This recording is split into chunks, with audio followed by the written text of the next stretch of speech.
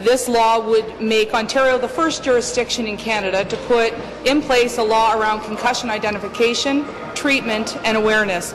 It is based on 49 recommendations from a lengthy and emotional coroner's inquest into Rowan Stringer's death.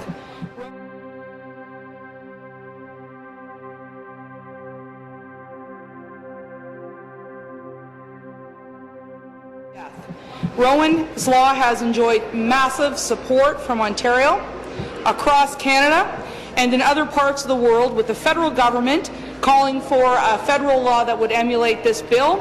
And just moments ago, Brains Worldwide International, based out of Austin, Texas, called for the swift passage of this bill.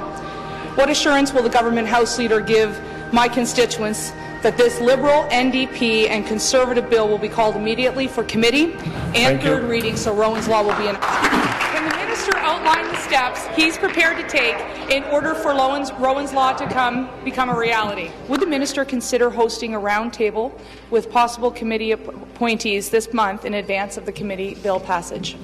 Thank you.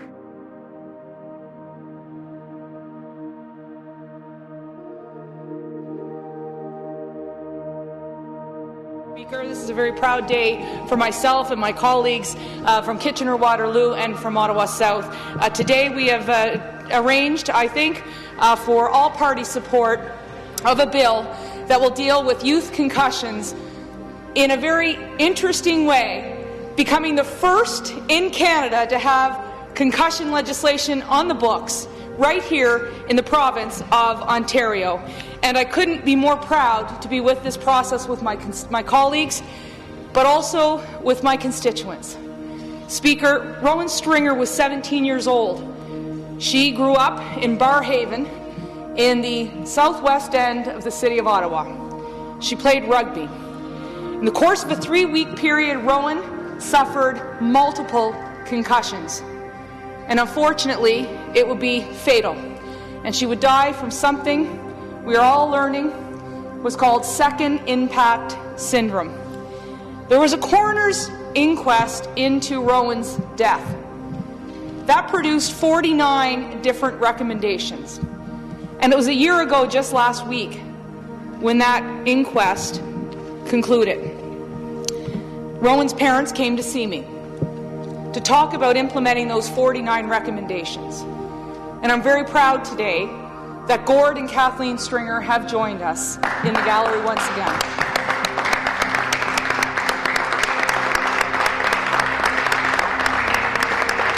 But I think today, finally, as we move forward in the next 2 weeks, we're going to have the definitive concussion legislation this country needs in the name of his daughter, Rowan Stringer. I would be remiss today if I didn't let Gord know and this entire House know that also today, with the aid of our Clerk of the Legislative Assembly, that I was able to transfer all Rowan's Law materials, whether that is the logo, the website, and our social media, to the Government of Ontario as a Legislative Assembly transaction. And so today that is now run by the Government of Ontario, and part of this piece of legislation will ensure that there is a portal called Rowan's Law, and that stuff that we all worked so very hard on early on 3 years ago will now be in the hands of our Government of Ontario. Thank you to you. Your wife, Kathleen, who I wish was here today. I'd love to have seen her and to see her smile. And of course, Cassie and the rest of the family. The biggest child advocates, those whom I respect, I think, the most, are those who lose a child, yet day in and day out persist in trying to make change, not because they can bring back their child, but to prevent something happening to another person's child.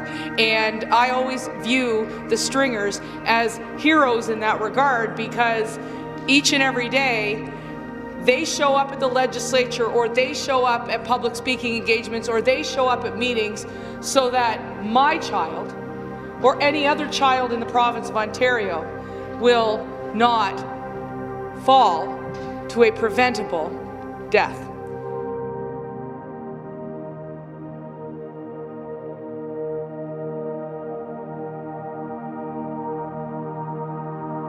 Over the years, our ministry has invested over $780,000 for concussion awareness and protocols.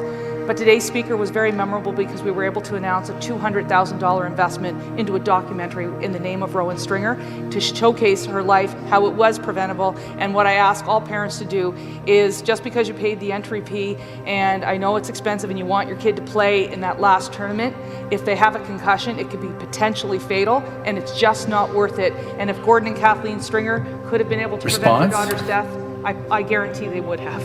What a tremendous honor it has been to serve in this legislature and advocate on behalf of this issue.